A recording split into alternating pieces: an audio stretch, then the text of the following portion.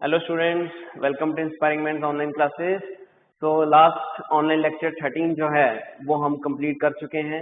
उम्मीद करता हूँ that is about meter bridge which is the topic of instruments, जिसमें हमने ये बताया था कि किस तरह से हम किसी भी अननोन रेजिस्टर की रेजिस्टेंस पता कर सकते हैं एक फॉर्मूले के द्वारा और एक इंस्ट्रूमेंट के द्वारा। और आज हमारा लेक्चर नंबर 14 स्टार्ट होने जा रहा है, that is also for the instrument, और उस इंस्ट्रूमेंट का नाम है पोटेंशियोमीटर। ये भी एक ऐसा इंस्ट्रूमेंट है जो लैब्स में आपको अक्सर दिखेगा, एक ऐसा ऑपरेटर, एक ऐसा सर्किट है जो आपको लैब में दिखेगा। ठीक है, तो इसका भी जो मेन प्रिंसिपल है, मैं प्रिंसिपल नहीं बोलूंगा, मैं ये कहूंगा इसकी कंडीशन जो है वो है कि बैलेंस होना चाहिए। मतलब यहाँ पे भी हम वही काम करेंगे कि एक जॉकी लेंगे, गैल्वेनोमीटर लेंगे, और हमेशा यही कोशिश करेंगे कि गैल्वेनोमीटर का क्रॉस करंट क्या रहे, 0 रहे। पर करना क्या है, कहने का मतलब पोटेंशियोमीटर का कंसेप्ट है क्या, किस काम का है ये पोटेंशियोमीटर।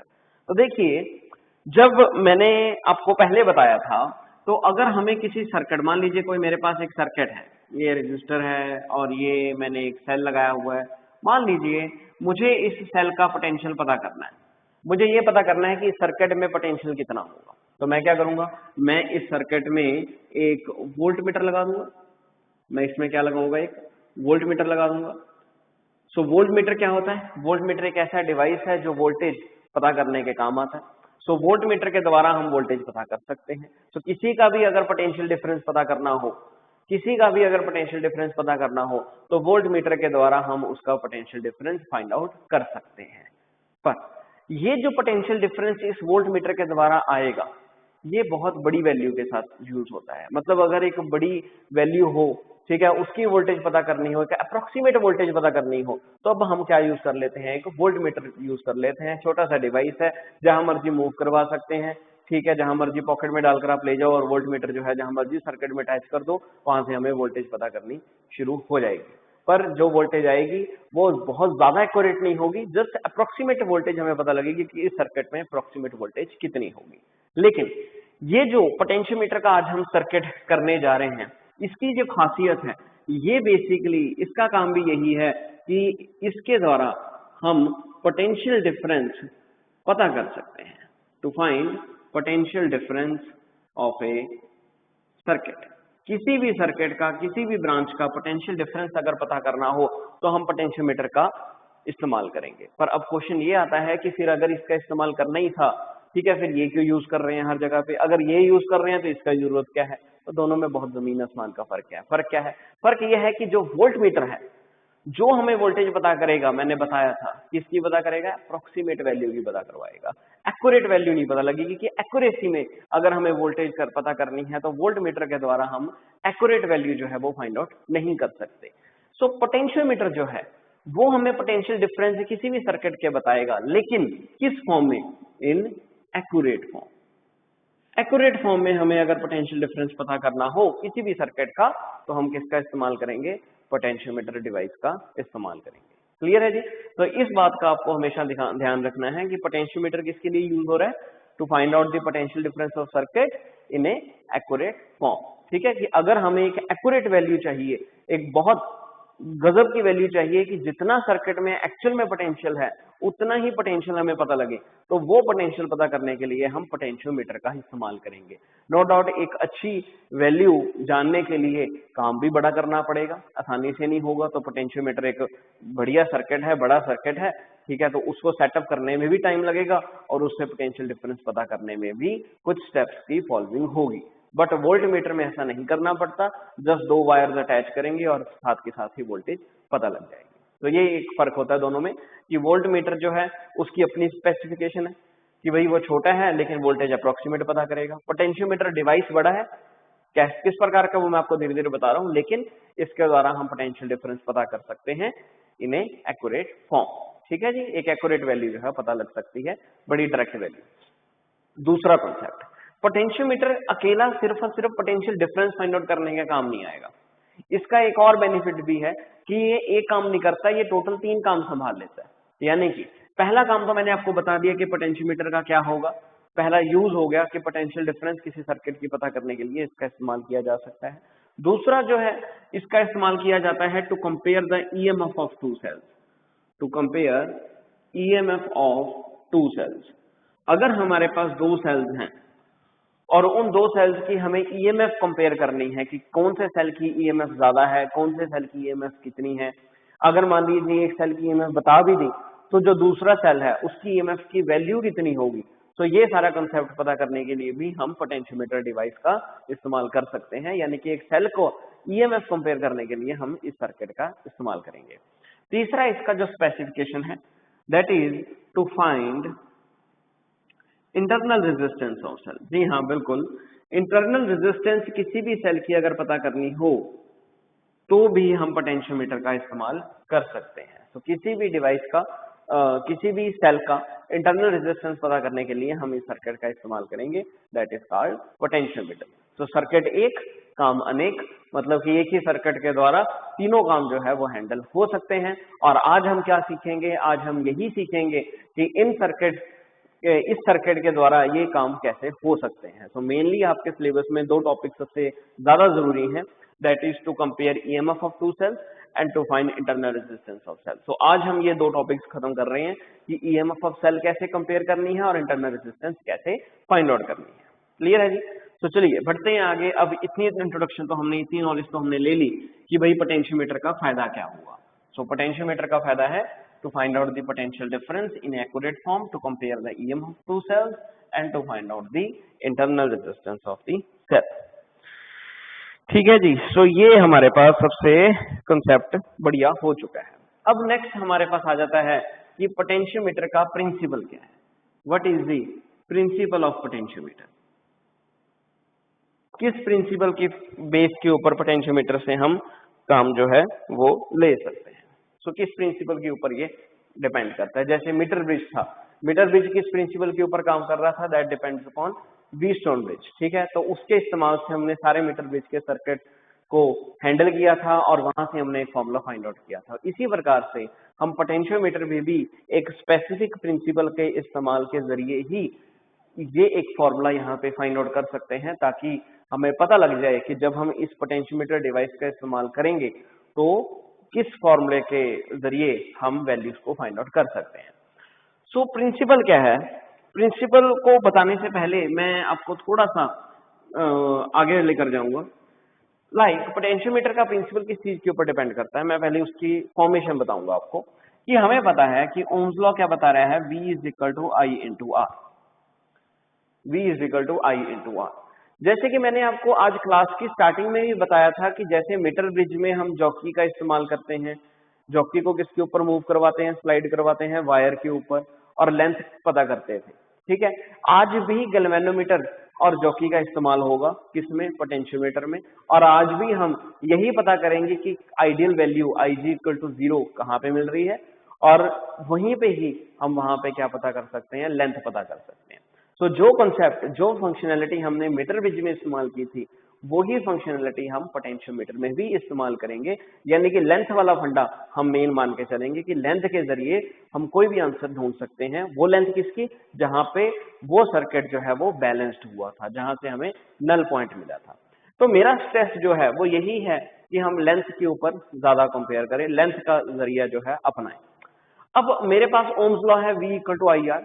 अब क्या करना है हमें, मान लीजिए हमें पोटेंशियल के बारे में ही डिस्कस करना है कि पोटेंशियल डिफरेंस कितना होगा, V कितनी होगी। यानी कि V का कंपेयर करना है लेंथ के साथ, कि लेंथ का पता लग जाए, और लेंथ पता कर लगने के साथ ही हमें V के बारे में भी पता लग जाए।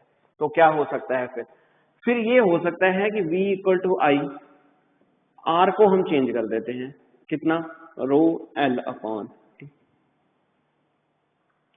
ठीक है, उस वायर की कोई ना कोई रेजिस्टेंस तो होगी। जैसे पहले भी हमने डिस्कस किया था कि अगर कोई वायर लेंगे तो उसकी कोई ना कोई रेजिस्टेंस तो आएगी। तो पहले हमने रेजिस्टेंस की बात की थी। आज हमारा रेजिस्टेंस के साथ कोई लेना देना नहीं है, आज हम दो और डिफरेंट कंसेप्ट का इस्तेमाल कर रहे हैं। तो रेजिस्टेंस खत्म करेंगे, और रेजिस्टेंस को जब खत्म किया तो रिलेशन आपके सामने। नो डाउट यहाँ से अब क्लियर है कि करंट जो है वो कांस्टेंट ही पास करवाएंगे। एक बैटरी लगाएंगे और करंट क्या रहेगा, वहां पे कांस्टेंट रहेगा। रेजिस्टिविटी मटेरियल के ऊपर डिपेंड करती है वायर के, वो भी हम फिक्स लेंगे, वो भी हम चेंज नहीं करेंगे। एरिया वो भी यूनिफॉर्म होगा। तो सिर्फ और सिर्फ क्या बचा फिर, सिर्फ और सिर्फ क्या बची है, लेंथ और पोटेंशियल। तो बेसिकली जो पोटेंशियोमीटर का प्रिंसिपल है वो इसी चीज के ऊपर बेस्ड है कि it is based upon the principal that when constant amount of current is pass through a wire. ठीक है जी। सो अब यहां से क्या बात सामने आ गई कि पोटेंशियल डिफरेंस जो है वो किसके डायरेक्टली प्रोपोर्शनल है, लेंथ के डायरेक्टली प्रोपोर्शनल। तो यहां से ही प्रिंसिपल की बात सामने आनी शुरू हो जाती है कि पोटेंशियोमीटर का प्रिंसिपल क्या होगा। प्रिंसिपल क्या है कि पोटेंशियल को हमेशा लेंथ के डायरेक्टली प्रोपोर्शनल लिखना है। तो लिखने में क्या बोलेंगे कि it is based upon the principal that when a constant amount of current is passed through a wire, when a constant amount of current is passed through a wire of a uniform area, ये condition metre Vij में भी थी, of uniform area of cross section, then potential difference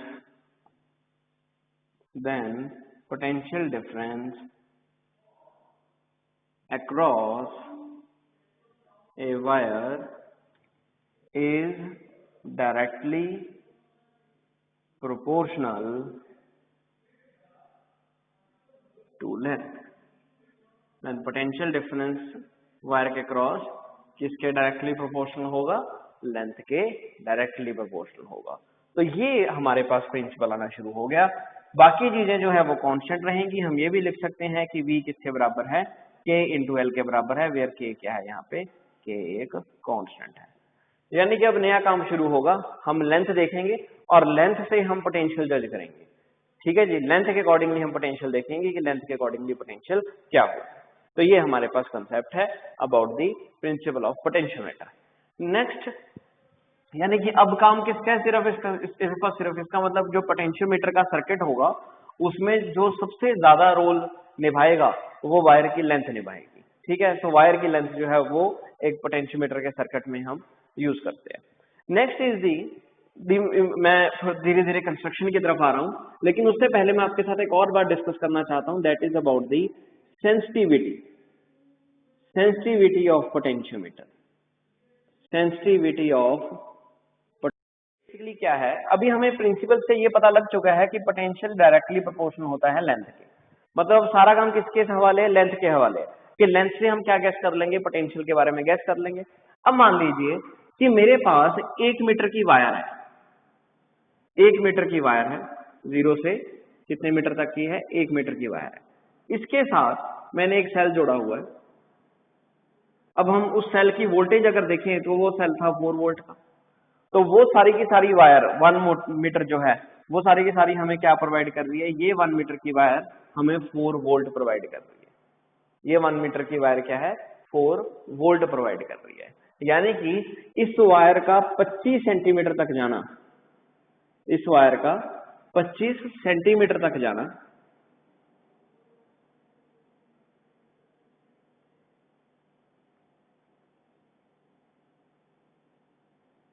ऐसे, तो 25 centimetre इस wire का क्या provide कर रहा है, 1 वोल्ट प्रोवाइड कर रहा है।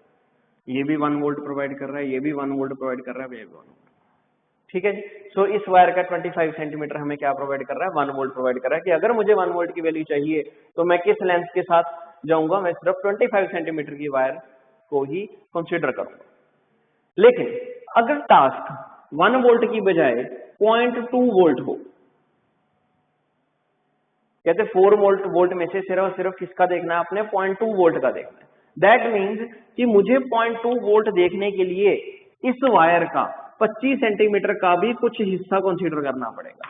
मैं 5 सेंटीमीटर तक जाऊंगा, मैं 2 सेंटीमीटर तक देखूंगा, यानी कि मुझे सिर्फ 2 सेंटीमीटर तक ही मतलब रह जाएगा, विच इज वेरी स्मॉल। काफी मेहनत करनी पड़ेगी ये वोल्टेज लेकर आने के लिए, 0.2 वोल्टेज लेकर आने के लिए। उस केस में एक्यूरेसी के ऊपर भी गड़बड़ आएगी।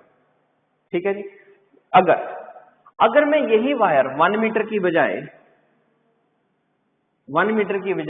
ये वायर 4 मीटर की ले लूं, 4 मीटर की ले लूं, इसका मतलब इसके 4 हिस्से कर दें कि यहां तक 1 मीटर, यहां तक 1 मीटर, यहां तक 1 मीटर और यहां तक 4 मीटर। तो ये सारे के सारे क्या है 1 मीटर की वायर हो जाएगा। इसके साथ हमने फिर यही सेल ज्वाइन कर दिया। अब क्या है, अब 4 वोल्ट ही मेजर करना है, 4 वोल्ट ही मेजर करना है। तो अब क्या देखा जाएगा, अब वहां पे 4 वोल्ट सिर्फ 25 सेंटीमीटर दे रहा था वायर का, अब क्या है, अब 4 वोल्ट क्या देगा, सिर्फ वायर का 1 मीटर ही दे देगा। 1 मीटर की वायर हमें क्या प्रोवाइड करेगी, 1 वोल्ट प्रोवाइड करेगी। 1 मीटर की वायर 1 मीटर कितना वोल्ट प्रोवाइड कर रहा है, 1 वोल्ट प्रोवाइड कर रहा है। वहां पे 1 वोल्ट 25 सेंटीमीटर तक था, यहाँ पे 1 वोल्ट 1 मीटर तक है।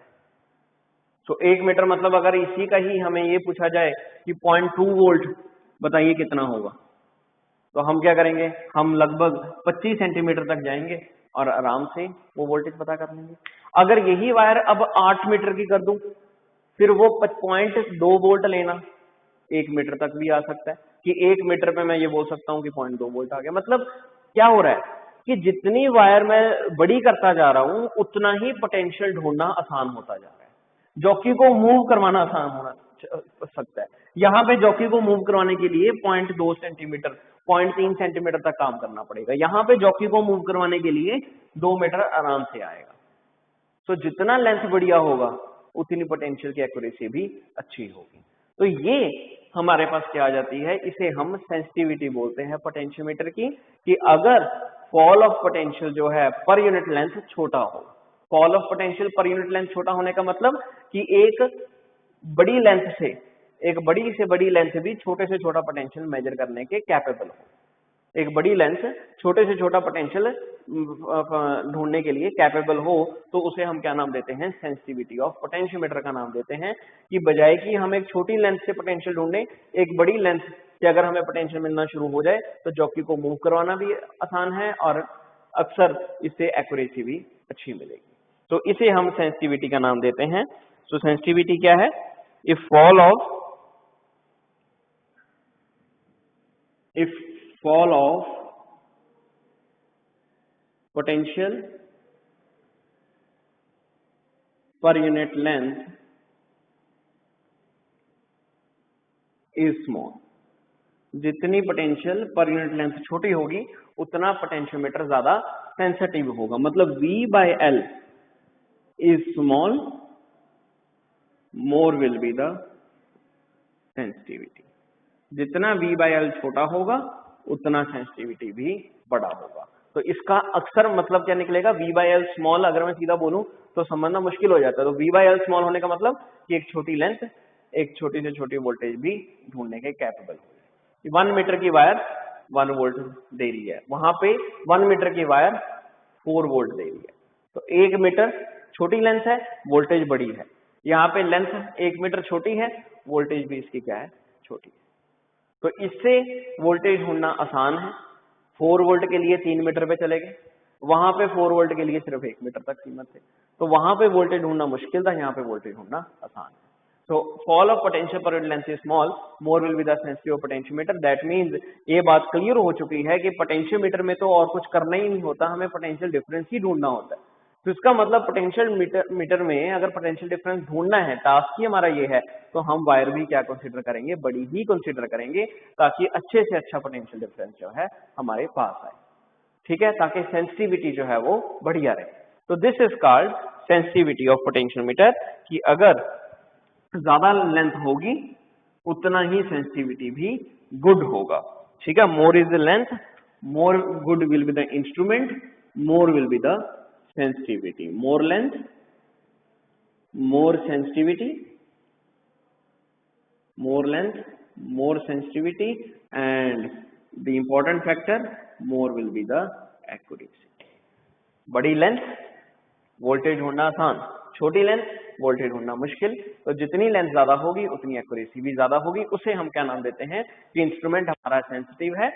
दैट मीन्स कि थोड़ा सा आगे 1 मीटर पे ही बढ़िया सी वोल्टेज देनी शुरू कर देता है। जहां पे हमें 0.2 सेंटीमीटर पे वोल्टेज आएगी, वहां पे 1 मीटर पे आराम से वोल्टेज दिखनी शुरू होगी।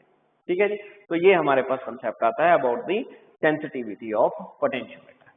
नेक्स्ट कंसेप्ट आता है हमारा इसके रिलेटेड कंस्ट्रक्शन, कि पोटेंशियोमीटर बनता कैसे है, क्या क्या यूज करेंगे पोटेंशियोमीटर बनाने के लिए।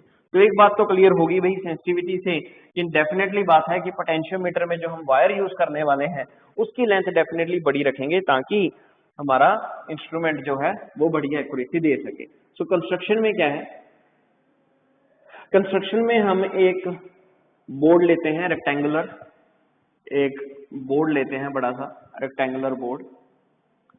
अब उस वायर में, उस बोर्ड के ऊपर हम 8 मीटर की वायर, 4 से 8 मीटर की वायर जो है वो यूज करते हैं। 4 to 8 मीटर की वायर जो है वो पोटेंशियोमीटर के अंदर यूज की जाती है। अब नो डाउट 4 से 8 मीटर की वायर काफी बड़ी होगी, तो 8 मीटर की वायर इस बोर्ड के ऊपर लगानी काफी मुश्किल होगी। 8 मीटर क्या है कि बड़े से ये पूरे का पूरा 8 मीटर हो गया यहाँ तक का, तो इतना बड़ा इंस्ट्रूमेंट संभालना ही बहुत मुश्किल है।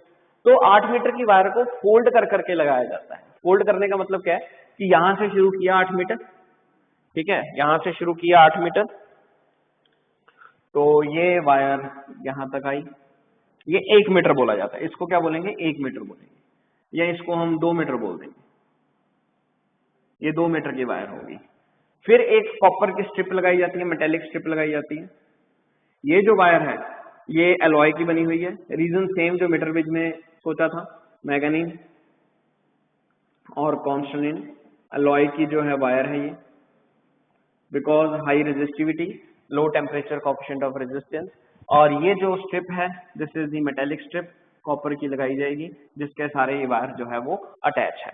तो 1 मीटर की वायर ये होगी, फिर इस स्ट्रिप से के साथ ही कंटिन्यूटी में अटैच करते ही ये 1 मीटर की वायर, फिर यहाँ पे कॉपर स्ट्रिप लगाई जाएगी, फिर यहाँ पे आ जाएगी, ठीक है जी। फिर ये 2 मीटर की वायर हो जाएगी, बेसिकली 2 मीटर की वायर होगी, ठीक है, यहाँ पे लगा दी। फिर यहाँ पे ऐसी ये वायर आ रही है,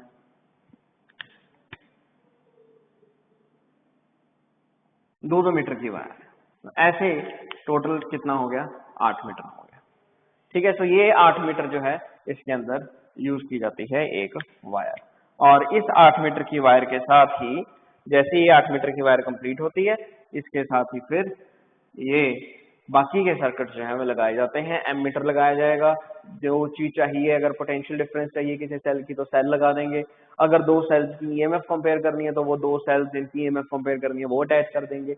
वो आगे बढ़ेंगे जैसे जैसे हम जिस जिस आर्टिकल के बारे में सोचने की कोशिश करेंगे वैसे वैसे इनका जो सर्किट डायग्राम है वो भी बदलता जाएगा, ठीक है। ये बेसिक डायग्राम है जिसमें ये है कि ये चीज तो यूज होनी है, बाकी जो है वो बदलेगा।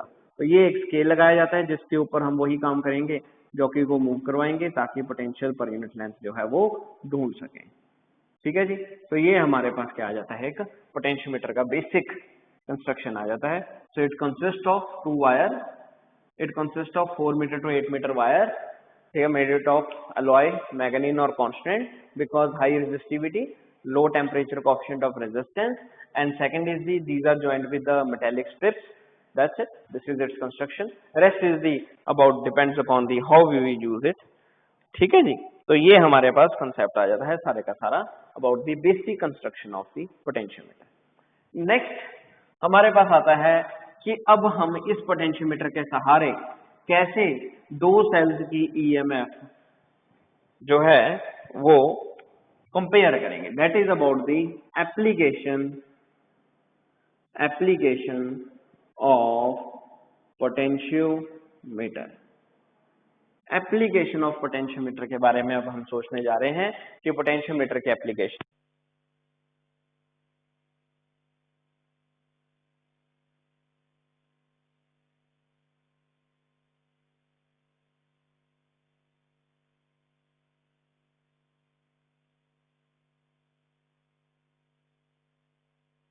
That is the application of potentiometer. तो पहली एप्लीकेशन जो पोटेंशियोमीटर की है that is about to compare EMF of 2 cells. तो पहली एप्लीकेशन क्या है, 2 सेल्स की ईएमएफ कंपेयर करना। हम क्या कह चाहते हैं कि 2 सेल्स की ईएमएफ जो है वो कंपेयर हो जाए, कि किस तरह से हम इसको कंपेयर करेंगे। तो अब यहाँ पे आ जाती है पूरी सर्किट डायग्राम, पूरी कंस्ट्रक्शन अबाउट दी पोटेंशियोमीटर, जहाँ पे हम डिफरेंट डिफरेंट चीजें लगाएंगे। करेंगे क्या हम, जो वो 8 मीटर का वुडन बोर्ड था उसको मैं अब एक ही वायर के साथ ही मान के चलूंगा कि ये जो वायर मैंने ड्रॉ कर दी है ये 8 मीटर की है। अब इसको आप चाहे वुडन बोर्ड के ऊपर मान लीजिए, चाहे ये सिंगल वायर मान लीजिए, ठीक है जी। तो ये एक वायर हम यूज कर रहे हैं यहाँ पे, तो इस वायर की लेंथ जो है कंप्लीट वो 8 मीटर है, या 4 से 8 मीटर तक हम मान के चलते हैं। तो ये एक पोटेंशियोमीटर की वायर है मेड आउट ऑफ अलॉय। इसी के साथ ही सारे का सारा सर्किट जो है वो अटैच होता है। अब यहाँ पे हम क्या करेंगे, इस वायर के साथ, जो इस वायर का एक एंड है, ये ए एंड है, ये बी एंड है, ये वायर जो टोटल है वो 8 मीटर की है। तो यहाँ पे ये हम स्केल भी लगा देते हैं ताकि ये क्लियर हो जाए कि ये वायर की जो लेंथ है वो 8 मीटर की है। तो यहाँ पे हमने स्केल लगा दिया, this is the potentiometer wire. अब इस वायर के एक एंड से, ए एंड से हम क्या करेंगे, एक वायर लेंगे और एक सेल जिसका ईएमएफ हमें पता करना है, वो सेल जिसका ईएमएफ हमें पता करना है वो सेल हम यहाँ पे अटैच कर देंगे। ये सेल हमने पहला सेल जो है यहाँ पे अटैच कर दिया। इस सेल का नाम है दैट इज E1 सेल, जिसका ईएमएफ हमें कंपेयर करना है किसके साथ, दूसरे सेल के साथ। तो जिस दूसरे सेल के साथ ईएमएफ कंपेयर करना है उसको भी इसी के साथ ही अटैच कर देना है। और यहाँ पे हम क्या करेंगे, हम यहाँ पे दूसरा सेल भी लगा देंगे। ये सेल की ईएमएफ कितनी है, दैट इज E2। ये दो सेल्स हम यहाँ पे ज्वाइन कर देंगे, ठीक है जी। तो पहला कंसेप्ट हमारा ये हुआ। दूसरी ओर इसी के साथ ही, इसी वायर के साथ ही हम क्या करेंगे, एक जॉकी लेंगे, ये हमने जॉकी ली, उसके साथ बांधेंगे एक गैल्वेनोमीटर और इसको छोड़ देंगे यहाँ पे, ये हमने यहाँ पे छोड़ दिया। अब क्या है, अब यहाँ पे इनका कनेक्शन कैसे करना है, अब ये देखना है हमने। अब ये जो कीज होती हैं ये गैप कीज बोलते हैं इनको, ये जो यहाँ पे लगा हुआ है। अब हमें क्या करना है, हमें एक बारी तो हम इसका कनेक्शन करेंगे इसके साथ, एक बारी हम इसका कनेक्शन करेंगे इसके साथ। तो अब कनेक्शन कैसे करना है, कनेक्शन करने के लिए ये जो, इसको अगर मैं जूम करके दिखाऊं तो ये कुछ आपको ऐसा दिखेगा। ये जो वायर के साथ मैं लगाऊंगा यहाँ पे, तो ये कुछ इस प्रकार का होगा। जो गैल्वेनोमीटर के साथ आ रही है, जो गैल्वेनोमीटर के साथ की आ रही है वो कुछ इस प्रकार की है। हम क्या करेंगे, हम इस की को इसके अंदर अटैच कर देंगे, पहले इसके साथ अटैच करेंगे। We will say that put the key in gap 1, ठीक है। फिर यहां से हटाकर, ये सेल ईएमएफ का था गैप, फिर एक सेल दूसरे का भी गैप होगा E2 का, फिर यही की यहां से हटाकर हम इसके साथ लगा देंगे। इस तरह से गैप के साथ अटैच की जाती है, ठीक है जी। तो ये अटैच करने का तरीका है, लेकिन सर्किट अभी कंप्लीट नहीं हुआ, सर्किट आगे बढ़ाते हैं। अब सर्किट को सप्लाई भी चाहिए, तो सप्लाई करने के लिए हम क्या करते हैं, इसी सर्किट के साथ ही एक ऑक्सिलरी बैटरी जो है वो अटैच कर देते हैं। ये हमने सर्किट के साथ ऑक्सिलरी बैटरी जो है वो अटैच कर दी, along with एमीटर, ताकि करंट मेजर हो सके प्रॉपरली।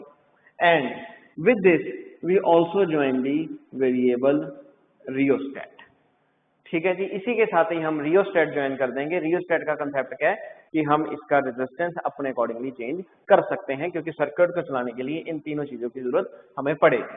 तो ये हमने यहाँ पे जो है वो रियोस्टेट ज्वाइन कर दिया। ये हमारे पास कंप्लीट कंसेप्ट हुआ इसी के अंदर ही। और सर्किट को स्विच ऑन या ऑफ करने के लिए यहाँ पे ही हम एक की लगा देंगे जिसका नाम है के। तो this is all about the whole circuit, ठीक है। ये सारे के सारे सर्किट हुआ। इन गैप्स को हम नाम दे देते हैं कि ये गैप नंबर क्या है, this is gap number 1, this is gap number 2 and this is gap number 3, ठीक है जी। तो पहले हम क्या करेंगे, सबसे पहला स्टेप जब हम शुरू करने जा रहे हैं, हम क्या करेंगे, इस के की को ऑन करेंगे, तो इनके सर्किट चलाएंगे और सर्किट चलाने के बाद हम इन दोनों को ज्वाइन कर देंगे। पहला स्टेप हम ये करेंगे। पहले मैं ओवरऑल बता रहा हूं आपको, कि पहले हम क्या करेंगे, सर्किट को ऑन करेंगे, ये की के गैप को इसके अंदर डालेंगे E1 के साथ, गैप को पुट करेंगे, गैप को पुट करके दोनों कनेक्टेड हो गए। जब कनेक्टेड हो गए तो इसका मतलब क्या है, करंट यहां से फ्लो करेगा, इससे होता हुआ ऐसे मूव करेगा।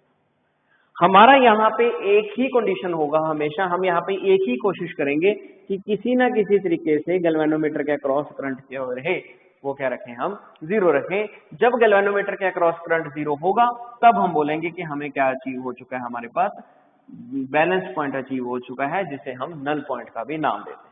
तो यहाँ पे हमारी कोशिश यही रहेगी कि गैल्वेनोमीटर के अक्रॉस करंट 0 करके हम ये चेक करेंगे कि जहां पे गैल्वेनोमीटर ने करंट की वैल्यू 0 दी है, उसकी लेंथ, वहां से एक एंड तक की लेंथ कितनी है, हम लेंथ मेजर करेंगे और फिर उसके अकॉर्डिंगली आर्टिकल को आगे बढ़ाएंगे। चलिए जी शुरू करते हैं इसके बारे में। तो इससे पहले आप एक वीडियो देखिए यहाँ पे कि किस तरह से इसके कनेक्शंस को करवाया जाता है। देखिए बेटा, इस तरह से इसमें एक पोटेंशियोमीटर करने के लिए बोर्ड दिया जाता है। ठीक है, बोर्ड के ऊपर हमने वही 4 मीटर या 8 मीटर की एक वायर लगाई हुई है with the help of copper strips, ये आप देख सकते हो, और नीचे एक स्केल लगाया हुआ है। सो टोटल हमने उसी 8 मीटर की वायर को 4 हिस्सों में बांट दिया, 3 हिस्सों में भी बढ़ सकती है, 4 हिस्सों में भी बढ़ सकती है। ठीक है, तो ये 4 हिस्सों में बन चुकी है। ठीक है, 8 मीटर की टोटल ये वायर थी, कंप्लीट की कंप्लीट। ठीक है, तो अब क्या होगा, करंट जो है इस तरह से एक एंड से जाएगा और दूसरी करंट से वापस आ जाएगा। सो डायग्राम में हम इसी पूरे के पूरे बोर्ड को ही एक सिंगल वायर के साथ रिप्रेजेंट करते हैं, पर एक्चुअल में ये टोटल इस प्रकार से होती है, और एक एंड ए निकाल देते हैं, बी एंड दूसरा हो जाता है। अब इस सर्किट में इतना ही नहीं, और भी काफ़ी कुछ लगा हुआ है, जैसे कि आप देख सकते हो बैटरी, रियोस्टेट, एमीटर, कीज, और ये है गैल्वेनोमीटर, और इस तरह से आप ये देख सकते हो, ये हमारे पास एक बोर्ड है ए एंड, और ये हमारे पास एक जॉकी है। ठीक है, सो ये पेन शेप एक जॉकी होती है जो यूज़ की जाती है इस पोटेंशियोमीटर के कंस्ट्रक्शन के लिए। सो ये इस प्रकार से हम पोटेंशियोमीटर के कंसेप्ट के अंदर हम इन सभी को एक बोर्ड के साथ ज्वाइन करते हैं, इस पोटेंशियोमीटर वायर के साथ ज्वाइन करते हैं, जैसे कि इस तरह से। तो ये ऑक्सिलरी बैटरी है बड़ी सी, साथ में रियोस्टेट है, गैल्वेनोमीटर है, और ये जॉकी है। ये तो हर सर्किट में मैंडेटरी है कि लगेगी, हर सर्किट में ये चीज़ लगी जाएगी। ठीक है, जितने भी होंगे, और सभी का रिलेशन जो है एक ही प्रिंसिपल के साथ है, दैट की potential difference is directly proportional to length, that is potential gradient. So K factor इसमें क्या शो कर रहा है, पोटेंशियल ग्रेडियंट शो कर रहा है। अगर एल को मैं नीचे ले जाऊं तो K will be equal to V by L, और यहाँ पे क्या देखा जाएगा कि पोटेंशियल डिफरेंस जो है वो डायरेक्टली प्रोपोर्शनल है किसके, लेंथ के। तो ये फैक्टर्स इसमें सबसे ज़्यादा ज़रूरी हैं, सबसे ज़्यादा मैंडेटरी हैं इस केस के अंदर। आगे चलते हैं, जैसे कि हमने अब डिस्कस क्या करना है, to compare the EMF of 2 cells. तो उसके लिए आप देख सकते हो कि मैंने यहाँ पे 2 सेल्स और रख दिए, 2 सेल्स जैसे कि आप देख सकते हो ब्लैक कलर के E1, और दूसरा सेल जो है हमारे पास दैट इज E2। तो ये दोनों सेल्स हैं E1 एंड E2। हमने इनको इनके साथ इस पूरे के पूरे पोटेंशियोमीटर के सर्किट के साथ ज्वाइन किया हुआ है। ठीक है, ताकि इनसे हम इन दोनों के ईएमएफ को कंपेयर कर सकें, इनकी ईएमएफ की जो वैल्यू है उसको भी फाइंड आउट कर सकें। तो हमने क्या किया, इन दोनों को। अब नेक्स्ट क्या होगा, जब हमने इसको सर्किट के साथ ज्वाइन कर दिया तो हमने यहाँ पे 2 वे की लगाई हुई है। तो एक 2 वे की क्या है, गैल्वेनोमीटर के साथ ज्वाइन होगी, और एक की जो है वो एक सेल के साथ ज्वाइन होगी at a time, at a single time. तो एक गैल्वेनोमीटर के साथ ज्वाइन हो जाएगी और एक जो है वो सेल के साथ ज्वाइन हो जाएगी। ठीक है, सो इस तरह से हम इनको ज्वाइन करते हैं। देखिए नेक्स्ट कंस्ट्रक्शन। तो अब हम क्या करेंगे, पूरे के पूरे सर्किट को क्लोज करेंगे। हमने क्या किया, E1 को ज्वाइन किया, ठीक है, इस सर्किट के साथ विद द हेल्प ऑफ 2 वे की, और वो दूसरे एक हिस्सा जो है वो सेल के साथ ज्वाइंट है, दूसरा गैल्वेनोमीटर के साथ। अब हम क्या करेंगे, की को प्रेस करेंगे, यानी कि सर्किट को ऑन करेंगे। हम ऑब्जर्व करना शुरू कर देंगे कि जैसे ही हम सर्किट को ऑन करते हैं तो गैल्वेनोमीटर डिफ्लेक्शन देनी शुरू कर देगा, और इस तरह से हम जॉकी को मूव करवाएंगे वायर के ऊपर। ये बड़ी खास बात है कि जॉकी को वायर के ऊपर हम इस तरह से स्लाइड करवाएंगे, और इस तरह से हम देखेंगे कि एक पॉइंट ऐसा आएगा जहां पे गैल्वेनोमीटर ने जीरो डिफ्लेक्शन देनी शुरू कर दी, जैसे कि आपने अभी देखा था। तो जैसे ही जीरो डिफ्लेक्शन देगा, हम ये लेंथ नोट कर लेंगे कि वो जॉकी जहाँ पे करंट की वैल्यू 0 दे रही है वो लेफ्ट साइड से कितनी लेंथ पे है। तो यहाँ पे जब मैंने यहाँ पे हाथ रखा हुआ है जहाँ पे, तो यहाँ से ये पता लग गया कि लेफ्ट हैंड से इसकी लेंथ जो है वो L1 है। ठीक है, सो फिर हम वापस इस सर्किट को एक बार ऑफ कर देंगे। फिर अब हम दूसरे सेल के लिए काम शुरू करेंगे, दैट इज अबाउट E2, और सेम प्रोसीजर जो है वो दूसरे सेल के लिए भी यूज़ किया जाता है। ठीक है, और वो कैसे होगा, फिर हम एक की ऑफ करेंगे और उस की को गैप के साथ ज्वाइन कर देंगे, that will be the 1 and 2 gap. तो 1 and 2 गैप के साथ ज्वाइन करके, ठीक है, ये कंसेप्ट हमारे पास फिर से शुरू हो जाएगा। फिर से सर्किट को ऑन करेंगे और जॉकी को हम ज्वाइन करवा देंगे, ठीक है। सो फिर से गैल्वेनोमीटर के अक्रॉस जो है करंट की वैल्यू हमारे पास 0 होगी, ये हम देख सकते, ठीक है जी। सो इस तरह से आप देख सकते हो, हम फिर से जॉकी को मूव करवाएंगे और हम फिर से देखेंगे कि डिफ्लेक्शन कहाँ पे 0 आई है, और डिफ्लेक्शन 0 होने पे हम वो लेंथ फिर से कैलकुलेट करेंगे और ये बोल देंगे कि जो EMF की लेंथ आई, लेट वी से दैट कि जो डिफ्लेक्शन 0 आई है वो L2 लेंथ भी आई है। तो दो लेंथ्स होगी, एक L1 length E1 into L1 और दूसरी लेंथ होगी E2 इंटू L2। सो दोनों हमारे पास रिलेशंस आ जाएंगे। धीरे धीरे हम आपको समझ आनी बात शुरू हो जाएगी कि कहाँ कहाँ पे लेंथ L1 है और कहाँ पे लेंथ जो है वो L2 है। सो लीजिए जी, this is all about the potentiometer. ऐसे ही हम इंटरनल रेजिस्टेंस में भी सर्किट यूज करेंगे। सेम ऐसे ही कंस्ट्रक्शन जो है वो इंटरनल रेजिस्टेंस की है, जैसे कि इस EMF वाले कंस्ट्रक्शन। इसी तरह से ही यहाँ पे अब लिखने वाले हैं। तो करना क्या है, let we start. Press the key K जो मेन की है उसको प्रेस करेंगे, ठीक है। पुट द की connected with galvanometer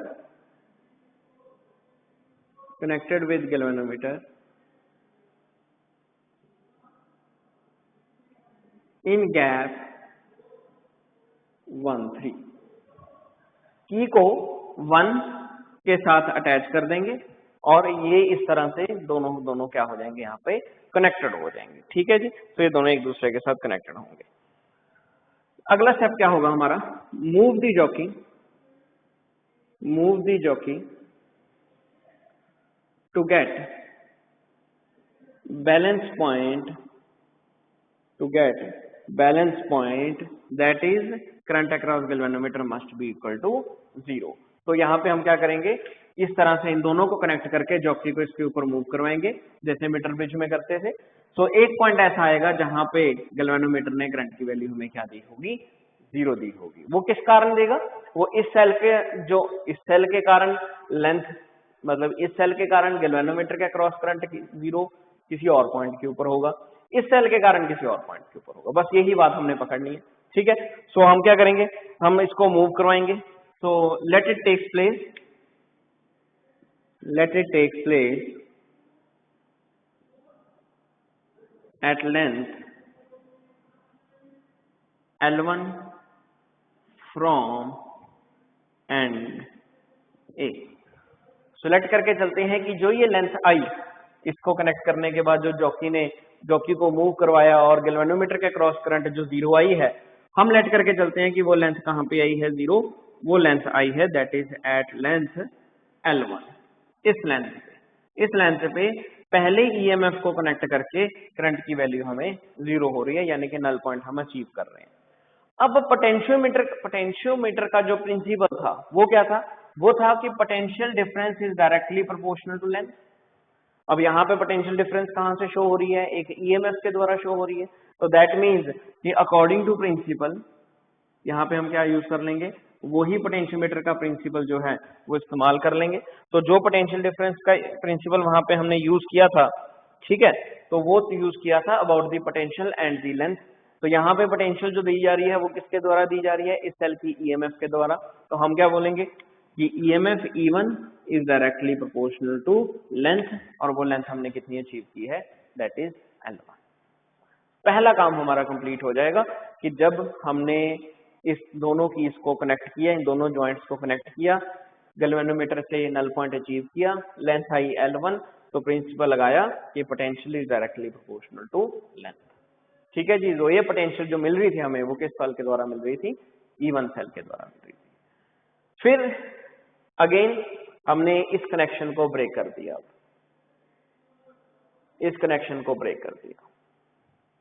नाउ जब इस कनेक्शन को ब्रेक किया, यानी कि हमने इस की को remove the key from gap 1 3 and put it in gap 2 3। अब क्या करेंगे, अब 1 3 से कनेक्शन ब्रेक करेंगे और किसके साथ ज्वाइन कर देंगे, अब हम दूसरे सेल को ज्वाइन करेंगे इस गैल्वेनोमीटर के साथ। इन दोनों को हम अब ज्वाइन कर देंगे, ठीक है। 2 और 3 को अब हम अटैच कर देंगे। सो अब क्या ऑब्जर्व किया, अब ऑब्जर्व ये किया कि हमने बैलेंस पॉइंट फिर से अचीव करना है। So let the balance point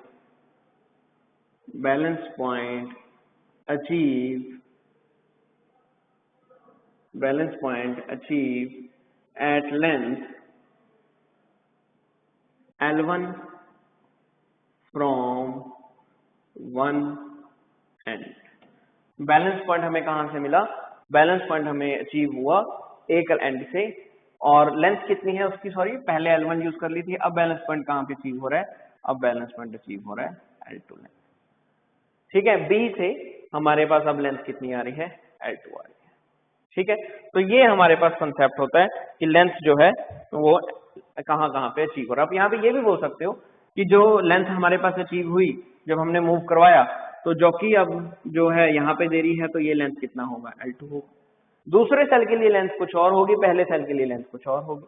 तो अब हम यहाँ पे क्या कर लेंगे, यहाँ पे हमारे पास लेंथ की आई L2 आई। So again according to principle of potentiometer, balance point achieve हो चुका है, IG की वैल्यू 0 आ चुकी है। तो प्रिंसिपल के अकॉर्डिंगली हम क्या बोलेंगे, अब सेल कौन सा है, E2, और लेंथ भी कितनी हो चुकी है, दैट इज L। पहले सेल E1 था, उसने बैलेंस पॉइंट अचीव करवाया किसी और लेंथ पे, अब सेल क्या है, E2 है, उसने बैलेंस पॉइंट अचीव करवाया किसी और लेंथ पे। तो ये दो चीजें हमारे लिए सबसे महत्वपूर्ण थी, जहां से हमने ये पता कर लिया कि इन दो सेल्स का लेंथ के साथ क्या क्या रिलेशन बनेगा। आना हमें लेंथ की तरफ ही आएगा, क्योंकि हमारा मेन मकसद ही यही है कि लेंथ को यूज करके हम आंसर्स को निकाल सकें। So what we will do, we will divide these two relations, divide first and second। Proportionality हटाएंगे तो दोनों के कांस्टेंट सेम ही आएंगे। जब इनको डिवाइड किया तो आंसर क्या है, E1 over E2 is equal to L1 over L2, और दिस इज द रिलेशन। इसमें से क्या होगा, अगर हमारे पास लेंथ तो आई जाएंगी, जब हम लेंथ की वैल्यू पुट करेंगे तो EMF भी कंपेयर हो गया। अगर हमें लेंथ दिया हुआ है, L2 दिया हुआ है, EMF दिया हुआ है, हम कोई चौथे सेल की EMF या मतलब चौथी वैल्यू हम पता कर सकते हैं, चाहे वो लेंथ हो चाहे हमें EMF पूछी जाए। ये भी पूछा जा सकता है कि बताइए दो सेल्स लगे हैं, एक सेल से लेंथ इतनी आ रही है, बताइए दूसरे सेल से बैलेंस पॉइंट कहाँ पे अचीव होगा। ये भी बोला जा सकता है कि दो सेल से बैलेंस पॉइंट अचीव इतनी लेंथ पे आ रहा है, एक सेल का EMF इतना है, बताइए दूसरे सेल का EMF क्या होगा। तो हर तरह का क्वेश्चन यहाँ से कंपेयर हो चुका है। यानी कि हम काम क्या करेंगे, लास्ट इस वायर को मूव करवाएंगे, जैसे कि आपने वीडियो में देखा था। इस वायर को मूव करवा के पहले एक सेल को ज्वाइन करेंगे, उसकी लेंथ चेक करेंगे, फिर इस लेंथ को ज्वाइन करके, इस सेल को ज्वाइन करके इसकी लेंथ देखेंगे। दोनों की लेंथ तो डिफरेंट आएंगी, बस इस फॉर्म में वैल्यू पुट करेंगे और EMF को कंपेयर कर लेंगे। तो ये कंसेप्ट हमारे पास मेन होता है, to compare the EMF of two cells using the concept of potentiometer. Now next we have the numerical about this. इसका न्यूमेरिकल हमें किस प्रकार का आ सकता है, इसका न्यूमेरिकल हमारे पास कैसा है। न्यूमेरिकल की तरफ देखिए, न्यूमेरिकल क्या पूछा गया, बोल रहे हैं with the cell of EMF 20 ohm, the balance point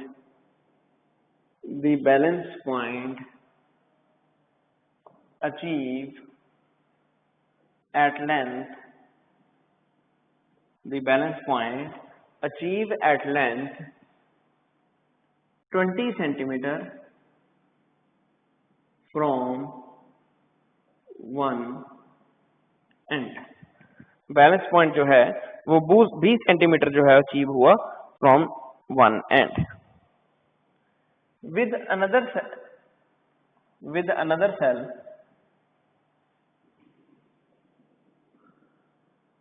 of EMF E, that is the unknown value, the balance point the balance point achieve at 10 centimeter. Find the value of EMF of second cell. हमें क्या पता करना है? उस second cell की EMF पता करनी है जिसका बैलेंस पॉइंट कहाँ पे मिल रहा है? 10 सेंटीमीटर पे मिल रहा है। तो क्या क्या वैल्यूज यहाँ पे हमारे पास आ गई हैं? पहले एक सर्टेन सेल है, उसकी EMF कितनी है? 20 सेंटीमीटर। तो ये बात क्लियर होगी। EMF E1 कितना है? 20 centimeter, 20 ohm, sorry, this is 20 ohm. The balance point achieve at length 20 centimeter. इसका लेंथ कहाँ पे अचीव हो रहा है? 20 सेंटीमीटर पे। एक और सेल लगाया, उसका बैलेंस पॉइंट अचीव हो रहा है कहाँ पे? 10 सेंटीमीटर के। उसकी वैल्यू हमें पता नहीं है, और 10 सेंटीमीटर पे अचीव हो रहा है, यानी कि उसकी लेंथ हमें बता दी है कितनी है? 10 सेंटीमीटर। ये हमारे पास क्वेश्चन है। ठीक है जी। इससे डिफर भी बोल सकते हैं कि 20 सेंटीमीटर के साथ उसका फर्क आ रहा है। ठीक है, बताइए वो फर्क कितना आ रहा है, या टोटल EMF कितनी होगी? कैसा मर्जी क्वेश्चन यहाँ पे चेंज हो सकता है। तो फॉर्मूला एक ही है सभी के लिए कि we know that E1 over E2 equal to L1 over L2। E1 की वैल्यू कितनी है हमारे पास? 20 ओम। E2 की value that we don't know. L1 हमारे पास आ गया 20, और L2 हमारे पास कितना आ गया? 10। So from here what we will do, we will find the value of E here. E कितना आ गया हमारे पास?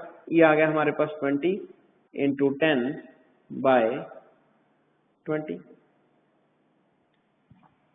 ठीक है जी। क्रॉस मल्टीप्लाई करेंगे, 10 इसके साथ मल्टीप्लाई हो जाएगा, 20 नीचे डिवाइड हो जाएगा। इसके साथ ये क्या हो गया? कैंसिल, और ये भी कैंसिल हो जाएंगे। तो EMF कितनी आ गई हमारे पास? That will be equal to 10 volt. ठीक है, सॉरी यहाँ पे EMF जो है वोल्ट सिंबल आना चाहिए था। ठीक है, ओम नहीं है, ये सिंबल क्या होगा? यूनिट क्या होगा यहाँ पे? वोल्ट होगा। तो EMF कितनी आई आपके पास? That will be 10 volt. तो ये हमारे पास कंसेप्ट आया। इस तरह का हमें न्यूमेरिकल जो है वो पूछा जा सकता है। This is all about the potentiometer, the first application to compare the EMF of two cells. Let me move towards the another application here. अगली एप्लीकेशन क्या आ रही है? Next application with the new circuit diagram and with the new numerical and with the new relation. That is about to compare the or we can say that to find out the internal resistance of cell. आगे हमें अब क्या करना है? एक cell की internal resistance पता करनी है। अगला डायग्राम क्या है? अगली एप्लीकेशन है to find using the potentiometer to find internal resistance of cell. अब हमें क्या करना है? सेल की इंटरनल रेजिस्टेंस पता करनी है। उसके लिए शुरुआत वही के वही हम क्या करेंगे? We will consider the wire that can be 8 meter. ठीक है, एक वायर कंसीडर करेंगे जो कि 8 मीटर की है। दो एंड हैं उसके, एक एंड है A और एक एंड है B। इसी वायर के साथ ही एक स्केल लगाया हुआ है जिसके थ्रू हम जॉकी को मूव करवाएंगे और लेंथ एक्चुअल में पता करेंगे कि लेंथ एक्चुअल में कितनी आ रही है। ये हमारे पास लेंथ एक्चुअल में पता करने का तरीका हो गया। नो, अब हमें क्या करना है? अब हमें इंटरनल रेजिस्टेंस पता करनी है किसी सेल की। तो जाहिर सी बात है, अगर हमें इंटरनल रेजिस्टेंस पता करनी है तो इस सर्किट के साथ हम क्या करेंगे? अब हम इस सर्किट के एक एंड से एक सेल ज्वाइन करेंगे। ये सेल हमने इस सर्किट के साथ ज्वाइन कर दिया। ये सेल हमने ज्वाइन किया इस तरह से, और नो डाउट ये बात क्लियर है कि इस सेल का ही क्या है? एक इंटरनल रेजिस्टेंस है जो हमें पता करना है। क्योंकि अब यहाँ पे हमने एक सेल लगाया हुआ है तो हमें इसका भी सर्किट कंप्लीट करना होगा। तो इसका सर्किट कंप्लीट करने के लिए what we will do, we will join the resistance box here. यहाँ पे हम क्या कर लेंगे? एक रेजिस्टेंस बॉक्स कनेक्ट कर देंगे, यानी कि इससे इस रेजिस्टर की वैल्यू अपने अनुसार हम नई से नई चेंज कर सकते हैं। ठीक है, रेजिस्टेंस बॉक्स का ये फायदा होता है, एक तरह से रियोस्टेट की तरह ही होता है ये भी। और इसी के साथ ही हमने यहाँ पे एक की अटैच कर दी। लेट बी से उस की का नाम क्या है? That is K1। और ये सारा सर्किट यहाँ पे ज्वाइन कंप्लीट कर दिया हमने विद द की। अब क्या करना है आगे, इसी सर्किट को हमने कनेक्ट किया विद द गैल्वेनोमीटर। अब यहाँ पे हमने क्या लगा दिया, एक गैल्वेनोमीटर लगा दिया, और जाहिर सी बात है अब हम आगे क्या करेंगे, we will join the jockey also. यहाँ पे हमने जॉकी जो है वो कनेक्ट कर दी जी। तो एक सर्किट हमारा कंप्लीट हुआ यहाँ पे with the cell, its internal resistance which we have to find. Let me say the EMF of the cell is E and it has some resistance and they are connected parallel with the resistance box along with the key, and that key name is K1, and galvanometer along with jockey is connected with nothing. Okay, this is the first concept. अब पूरे circuit की बात करने हैं क्योंकि हमें इस wire के अक्रॉस कोई ना कोई पोटेंशियल भेजनी है, इस वायर के अक्रॉस पोटेंशियल क्रिएट करनी है। तो हम क्या करेंगे, इसी के साथ ही एक ऑक्सिलरी बैटरी लगा देंगे with ammeter and the rheostat. तो यहाँ पे हमने यहाँ पे एक रियोस्टेट कनेक्ट किया, ठीक है जी। तो इसका कनेक्शन कुछ इस प्रकार से भी बन सकता है, ये लाइक दिस, ये हमने यहाँ पे कनेक्ट कर दिया, ठीक है। तो ये सारे का सारा हमारा कंप्लीट हो गया अबाउट द सर्किट। और यहाँ पे भी हम एक की ज्वाइन करेंगे और उस की को हम नाम दे देते हैं, दैट इज के। एक की है K1, एक वहां पे की लगाई है, दैट इज के। अब हमें यहाँ पे करना क्या है, यहाँ पे हम करेंगे क्या, सबसे पहले हम इस सर्किट को ऑफ ही रखेंगे, इस की को हम ऑफ रखेंगे। सबसे पहले हम ऊपर वाला सर्किट जो है ज्वाइन कर लेंगे, ऊपर वाला सर्किट हम ज्वाइन करेंगे। इस की को ऑन करने के बाद वी मूव द जॉकी। जाहिर सी बात है इस वायर में कोई ना कोई तो ऐसा पॉइंट होगा ही जहां पे जो करंट की वैल्यू है इस गैल्वेनोमीटर के अक्रॉस वो 0 आएगी, तो हम वो पता कर लेंगे। नो डाउट ये अब अभी कनेक्शन पूरा नहीं हुआ, तो यहाँ पे किसी भी तरह का टर्मिनल पोटेंशियल डिफरेंस नहीं क्रिएट हुआ तो यहाँ पे हम क्या बोलेंगे कि इस ईएमएफ की वैल्यू ई है, और इसका प्रिंसिपल हम शुरुआत कर देंगे कि ईएमएफ जो है वो डायरेक्टली प्रोपोर्शनल है उस लेंथ से जहां पे हमारे पास नल पॉइंट आया है। तो शुरू करते हैं एक बारी, फिर आपको धीरे धीरे और सारे का सारा कंसेप्ट जो है वो क्लियर हो जाएगा। So what we have to do, make the key, let me say this की इज K2, इस की को हम नाम दे देते हैं K2 और इस की का नाम पहले ही K1 था। So make the key K2 on and K1 of. K1 की जो है नीचे वाला सर्किट उसको ऑफ रखेंगे और ऊपर वाला सर्किट जो है हम वो ऑन कर लेंगे। So make the key K2 on and K1 off, move the jockey to get balance point that is IG equal to 0। ठीक है जी, सबसे पहला काम यही करेंगे कि नीचे वाला सर्किट ऑफ रखेंगे, ऊपर वाला ऑन रखेंगे, जॉकी को मूव करवाएंगे ताकि हमारे पास कोई ना कोई बैलेंस पॉइंट यहाँ पे आ सके।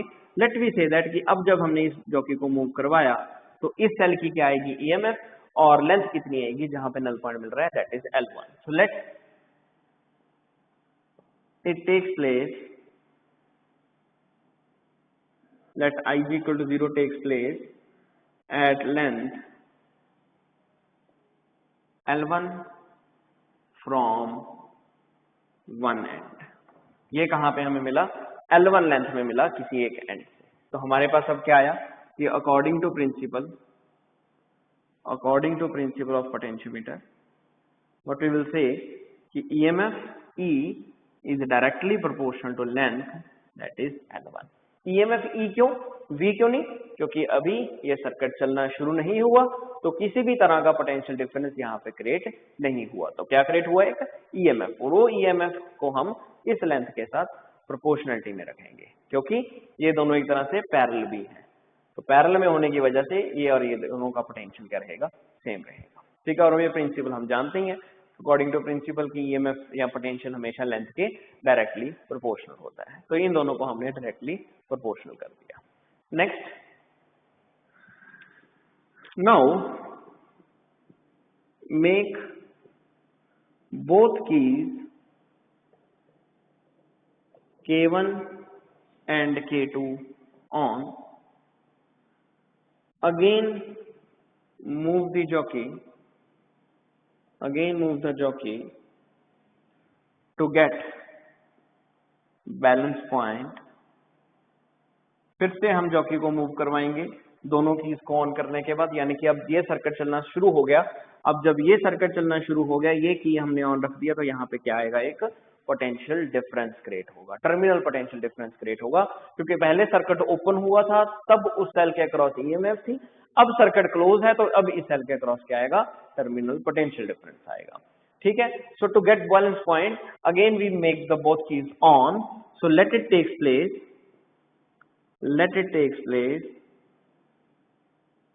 at length L2 from one end. अब ये कहां पे क्रिएट हुआ है, ये एक नई लेंथ पे हमें बैलेंस पॉइंट मिला है और वो लेंथ कितनी है, L2। जाहिर सी बात है कि जब पहले चल रहा था, पहले सिर्फ इस ऑक्सिलरी बैटरी के कारण पोटेंशियल क्रिएट हुआ था, अब ये भी सेल काम कर रहा है, तो अब लेंथ किसी और जगह पे आएगी, ये वायर के क्रॉस पोटेंशियल अब किसी बदलेगा, बड़ा होगा, तो बड़ा होने के कारण जो हमें करंट की वैल्यू 0 मिलेगी वो किसी और पॉइंट पे मिलेगी, पोटेंशियल डिफरेंस जो हमें 0 मिलना था कि पहले से पोटेंशियल बढ़ गया, तो उस वजह से लेंथ जो है बदल गई है। अब लेकिन हम अब क्या करेंगे, according to principle of potentiometer हम बोलेंगे कि V डायरेक्टली प्रोपोर्शनल है किसके, L2 के, V डायरेक्टली प्रोपोर्शनल है किसके, L2 के।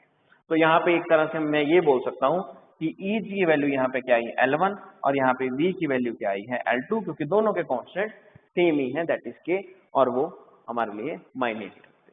ठीक है, नाउ अब हमारा टास्क क्या है, हमारा टास्क है, यहाँ पे हम लिख भी सकते हैं कि ये रिलेशन फर्स्ट है, दैट इज के L1, और ये रिलेशन सेकंड है, दैट इज के L2, ये हमारे पास होगा।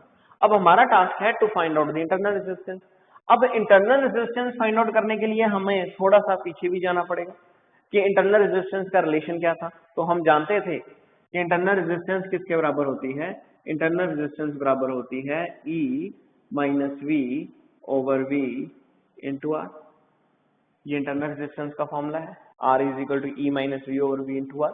आप बिल्कुल ये सभी आप जानते होंगे।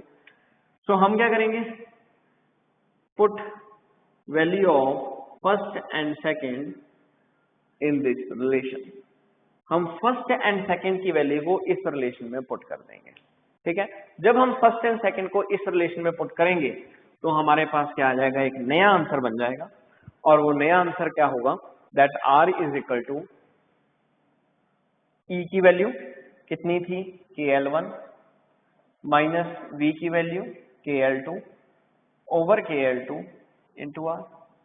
K कॉमन निकाल के कैंसिल हो जाएगा, तो hence what we got, R is equal to L1 minus L2 over L2 into R. लीजिए ये रिलेशन भी जो है, ये R की वैल्यू कौन है, R वो है जो रेजिस्टेंस बॉक्स हमने पैरेलल में लगाया था।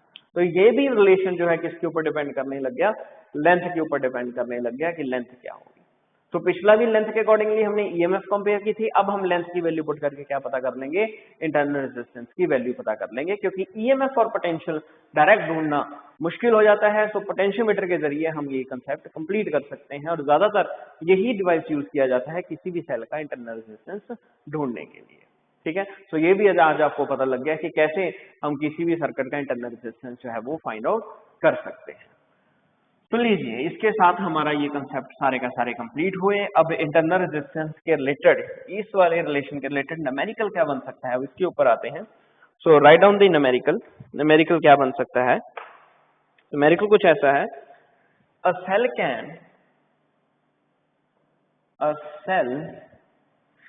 Can be balanced, a cell can be balanced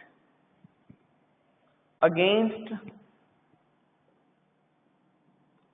110 centimeter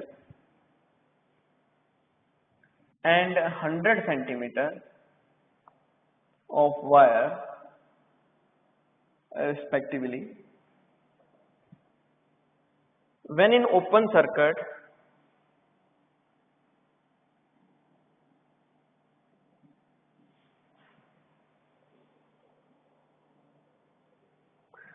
ठीक है जी, a cell can be balanced against 110 centimeter and 100 centimeter wire respectively when in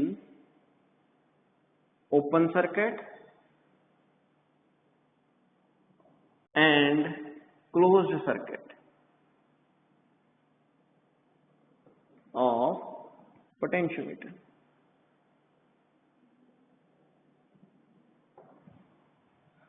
The resistance connected across it is 10 ohm. Find the value of internal resistance. हमें क्या पता करना है, इस circuit में internal resistance जो है वो कितना होगा. Find the value of internal resistance of किसका, एक सेल का. तो ये क्वेश्चन है. तो इस क्वेश्चन से आप ये देखिए, a cell can be balanced against 110 and 100 centimetre of wire when in open circuit and when in close circuit. ये सारी बातें अब बताई जा रही हैं कि ओपन सर्किट का मतलब क्या है कि जब ईएमएफ के लिए लेंथ थी, ईएमएफ के लिए लेंथ कितनी कंसीडर की थी हमने फॉर्मूला में, L1 कंसीडर की थी. ये बात ध्यान रखनी है कि जो लेंथ पहले लिखी है वो ईएमएफ के लिए, जो लेंथ L2 है वो किसके लिए, अब टर्मिनल पोटेंशियल डिफरेंस के लिए. ये बात का भी ध्यान रखना पड़ेगा, कहीं लेंथ आप चेंज मत कर देना. सो ओपन सर्किट मतलब ईएमएफ के लिए लेंथ. सो ईएमएफ के लिए लेंथ आपको दी हुई है, पहले ओपन सर्किट है तो पहली लेंथ उसके लिए होगी 110 सेंटीमीटर, और क्लोज सर्किट के लिए भी आपको लेंथ दी हुई है, दैट इज 100 सेंटीमीटर. लीजिए बस, रेजिस्टेंस आपको दिया हुआ 10 ओम और आपसे क्या पूछा गया है, इंटरनल रेजिस्टेंस पूछा गया है. तो फॉर्मूला लगा देंगे. इंटरनल रेजिस्टेंस के लिए R is equal to L1 110 minus 100 over 100 into resistance कितनी वो हमें दी हुई है, दैट इज 10 ओम. तो 110 माइनस 100 कितना बच गया, 10 ओवर 100 इंटू 10. यार ये सारे के सारे क्या हो जाएंगे, ऑल गेट कैंसल आउट, और फाइनल आंसर हमारे पास क्या बन जाएगा, that will be 1 ohm. So clear हो गया कि इंटरनल रेजिस्टेंस की वैल्यू इस सर्किट में कितनी होगी, 1 ओम होगी. इस तरह से इसके न्यूमेरिकल्स कई तरह से आपको मिल सकते हैं. तो ये हमारे पास बेसिक वे है इस न्यूमेरिकल्स को सॉल्व करने का. क्लियर है बच्चों. तो लीजिए, इसके साथ आपका करंट इलेक्ट्रिसिटी जो चैप्टर है वो कंप्लीट होता है, along with all the concepts, along with all डिटेलेशन, along with all the numericals. So next एक असाइनमेंट आपको मिलने जा रही है, उसको भी सॉल्व करना अबाउट द इंस्ट्रूमेंट्स. ठीक है, एक आपको ऑलरेडी मिल चुकी है अबाउट द क्रिशर्स लॉ. सो इसको हम आगे डिस्कस करेंगे. सो जुड़ते रहिए इसी तरह से. नेक्स्ट लेक्चर फिर हम शुरू करने जा रहे हैं इसी का ही एक करंट इलेक्ट्रिसिटी का second part, which is just introduction end of one lecture only, that is heating effect of current. ठीक है, वो इसका सब पार्ट है, हीटिंग इफेक्ट ऑफ करंट सिर्फ एक लेक्चर का ही है, और उसके साथ हमारा ये पूरी की पूरी बुकलेट जो है वो कंप्लीट हो जाएगी. तो मिलते हैं जी नेक्स्ट लेक्चर में. Thank you.